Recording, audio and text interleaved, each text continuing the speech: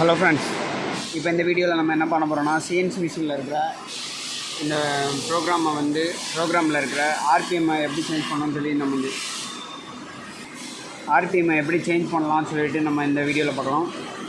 அதுக்கு ஃபஸ்ட்டு நீங்கள் இதை எடிட் மோடில் வச்சுக்கோங்க.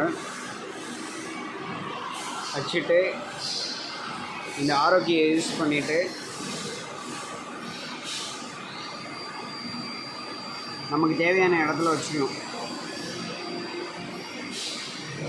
இப்போ இந்த இடத்துல இருக்கிற ஆர்பிஎம்மை நான் மாற்ற போகிறேன். 500 ஆர்பிஎம் இருக்கிறத வந்து இப்போ 450 ஆர்பிஎம்னு மாற்ற போகிறேன். அதுக்கு என்ன பண்ணணும்னா இந்த இடத்துல டைப் பண்ணலாம். நம்ம S400 அப்படின்னு நான் மாற்ற போகிறேன். இப்போது இந்த இடத்துல வந்து ஆல்ரெடி ஒரு ஆர்பிஎம் இருக்குது. நம்ம இந்த இடத்துல நம்ம இன்னொரு இதை வந்து இன்சர்ட் பண்ணோம் அப்படின்னா பக்கத்தில் வரும். ஆல்ட்ரு பண்ணோம்னா இது வந்து 500ங்கிறது வந்து 400 மாறிடும். இப்போ இதில் 2 ஆப்ஷன் இருக்கும், ஆல்டர் அண்ட் இன்சர்ட்னு இருக்கும். இன்சர்ட் பண்ணால் என்ன ஆகும்னு பாருங்கள். இந்த மாதிரி இன்சர்ட் ஆகிடும்.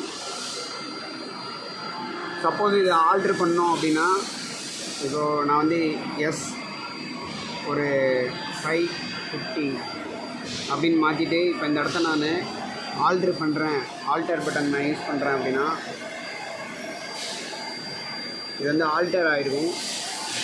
இது வந்து ஆல்டருக்கும் இன்சர்ட்டுக்கும் உள்ள டிஃப்ரென்ஸு. இந்த மாதிரி நமக்கு தேவையான எல்லாத்தையுமே நம்ம மாற்றிக்க முடியும் சிஎன்சி மிஷினில்.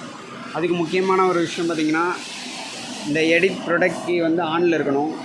இது ஆஃபில் இருந்துச்சுன்னா நமக்கு வந்து எடிட் பண்ண முடியாது. இப்போ நான் இதை ஆஃப் பண்ணிட்டேன். இப்போது ஒரு இதை எடிட் பண்ணி பார்க்கலாம்.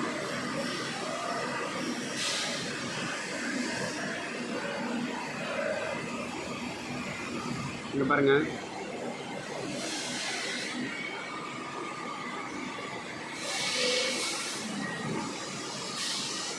இந்த மாதிரி நம்ம சிஎன்சி மிஷினில் இருக்கிற ப்ரோக்ராமை வந்து எடிட் பண்ணிக்கலாம்.